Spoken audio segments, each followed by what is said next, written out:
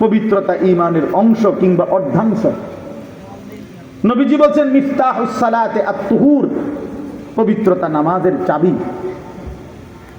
নবী সাল্লাল্লাহু আলাইহি ওয়াসাল্লাম এতভাবে বলছেন, কোরআনুল কারীমের মধ্যে আছে, কোরআনে আল্লাহ বলছেন, বান্দা তুমি যদি পেশাব করে, পায়খানা করে অথবা বীর্যপাত হওয়ার কারণে গোসলও ফরজ হয়, যদি তোমার পানি না মেলে, কোনোভাবে পানির ব্যবস্থা হচ্ছে না, প্রয়োজনে মাটি দিয়ে তায়াম্মুম করো, ফাতায়াম্মামু সাঈদান তাইয়্যিবা, মাটি দিয়ে তায়াম্মুম করো।